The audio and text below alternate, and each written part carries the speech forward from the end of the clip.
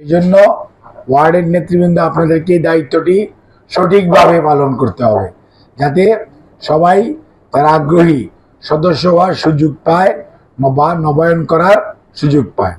এখন ফর্ম তো পাইল, এখন ফর্ম কাদেরকে দিবেন? একটা হচ্ছে যারা বিএনপি করে দীর্ঘদিন যাবৎ ওয়ার্ডে, তাদেরকে আপনারা চিনেন, তাদেরকে আপনারা জানেন, তাদের নবায়ন আপনারা সবারটা করাবেন, এটি নিয়ে কোনো দ্বিমত নাই। কিন্তু সংগ্রহ করতে যে মনে রাখতে হবে যে যারা আপনার দলে আসতে চায় তাদের মধ্যে অন্য দলের আদর্শে বিশ্বাসী লোকজন আছে কিনা, থাকলে তাদেরকে দয়া করে নেবেন না। এবং যারা আপনাদের আন্দোলন সংগ্রামে বাধা দিয়েছে, আপনাদেরকে বিভিন্ন ধরনের মামলা মোকদ্দমা দিয়ে হয়রানি করেছে, অথবা যারা আপনাদের কর্মসূচি বাস্তবায়নে মারাত্মক রকম অসহযোগিতা করেছে, সেই সমস্ত লোকদেরকে সদস্য করা যাবে না। এই জিনিসটা মাথার মধ্যে ঢোকাইতে হবে।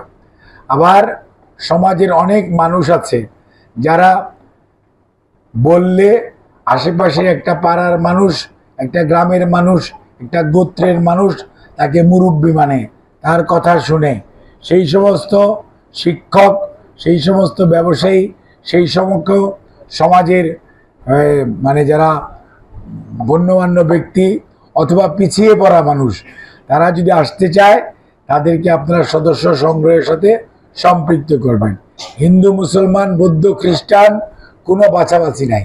যারা জিয়াউর রহমান সাহেবকে আমাদের প্রতিষ্ঠা থেকে বিশ্বাস করে, খালেদা জিয়াকে নেত্রী মানে, আমাদের নেতা জনাব তারেক রহমানকে এই আন্দোলন সংগ্রামের নেতা মনে করে ৩১ দফার বাস্তবায়নের জন্য বা আগামী সংস্কারের জন্য যার নেতৃত্বে বাংলাদেশ এগিয়ে যাচ্ছে, সেটা ওনাকে ওনার নেতৃত্বের প্রতি আনুগত্য আছে।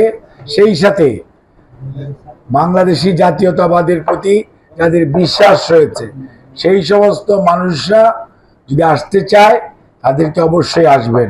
আমি কথাটি বললাম এই কারণেই, শুরু হতে যায় আবার থমকে যায়, মানুষ একটু আশ্বস্ত হয়, আবার মানুষের মধ্যে একটা দুশ্চিন্তা অথবা আকাশে মেঘ দেখা যায়।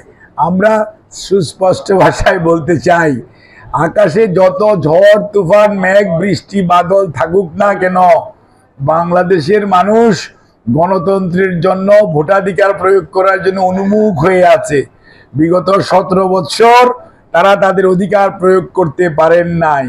কাজেই অন্তর্বর্তীকালীন সরকারের প্রধান উপদেষ্টা গত কয়েকদিন আগে যে ধরনের আশা দেশবাসীকে আশান্বিত করেছেন যে ফেব্রুয়ারির মধ্যে ইনশাআল্লাহ নির্বাচনী ট্রেন তার সঠিক যাত্রায় পৌঁছে যাবে, সেইটি যদি অব্যাহত রাখার, আমরা জানি উনি হয়তো রাখার চেষ্টা করছেন বা করবেন, বিশ্বাসও করতে চাই যে উনি ওনার কথার অবমূল্যায়ন হয়তো হবে না। কাজেই দুর্মুখেরা যারা বিভিন্ন কথা ছড়ায় তারা সুযোগ সন্ধানী মানুষ, কেউ কেউ স্বৈরাচারের দোষরও আছে। কাজেই সব ষড়যন্ত্রের বেড়াজাল ছিন্ন করে ইনশাআল্লাহ আগামী দিনে মানুষের এই অধিকার হারা মানুষগুলো দ্রুততম সময়ে তাদের অধিকার ফেরত পাবে, এই ব্যবস্থা নিশ্চয়ই অন্তর্বর্তীকালীন সরকার করবে। আর জনগণই সিদ্ধান্ত নিবে, জনগণ আগামী দিনে কাদেরকে তাদের সেবা করার জন্য দায়িত্ব দিবে। কোনো অবস্থাতেই জনগণের সিদ্ধান্ত আপনারা নিজেরা নিয়ে ফেলার চেষ্টা, নিজে নিজে নেওয়ার চেষ্টা করবেন না। জনগণকে তাদের অধিকার প্রয়োগ করার সুযোগ দেন, দেখবেন জনগণ সিদ্ধান্ত নিতে কোনোদিন ভুল করে না। কাজেই জনগণের ক্ষমতা, জনগণের প্রতি আস্থা রাখুন, এবং স্বৈরাচারের মতো জনগণের প্রতি আস্থাহীনতায় ভুগলে ভবিষ্যৎ কি হয় তা কিন্তু অতীত বলে দিয়েছে। কাজেই চলেন আমরা ভবিষ্যৎমুখী হই, ৩১ দফার আলোকে রাষ্ট্র সংস্কারের জন্য, আগামীর বাংলাদেশ গড়ে তোলার জন্য জনাব তারেক রহমানের নেতৃত্বে দেশবাসীকে ঐক্যবদ্ধ করি এবং বাংলাদেশকে সামনের দিকে এগিয়ে নিয়ে যাই। এবং সেই আশাবাদ ব্যক্ত করে আগামীকালকে 1 জুলাই অর্থাৎ 24-এর সেই 36শে জুলাই, সেটার প্রতি শ্রদ্ধার সঙ্গে স্মরণ করি। অন্যদিকে যারা শহীদ হয়েছেন তাদের জন্য আল্লাহর কাছে দোয়া করি, তাদেরকে আল্লাহ বেশ নসিব করে যারা আহত পঙ্গু হয়েছেন তাদের পাশে আমরা দাঁড়িয়েছি, আরও দাঁড়াবো।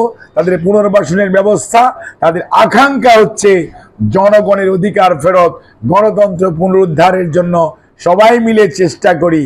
আর অবিচার, অত্যাচার, অন্যায় যা হয়েছে তার নির্ধারিত আইনে অর্থাৎ প্রচলিত আইনে বিচার, মব জাস্টিস নয়, বিচার নিজের হাতে তুলে নেওয়ার মাঝে দেশের শান্তি শৃঙ্খলা আসবে না। আসবে আইনের শাসন প্রতিষ্ঠার মাধ্যমে, সুশাসনের মাধ্যমে। যে কারণে স্বৈরাচার বিদায় হয়েছে, পালিয়েছে, ঠিক একই জিনিস আমরাও যদি কেউ পুনরাবৃত্তি করার কেউ চেষ্টা করে, মনে রাখতে হবে তারা স্বৈরাচারের দোসর, তারা ষড়যন্ত্রকারী। তাদেরকে সবাই মিলে ঐক্যবদ্ধভাবে রুখে দিতে হবে। আপনাদের সবাইকে ধন্যবাদ। আল্লাহ হাফিজ।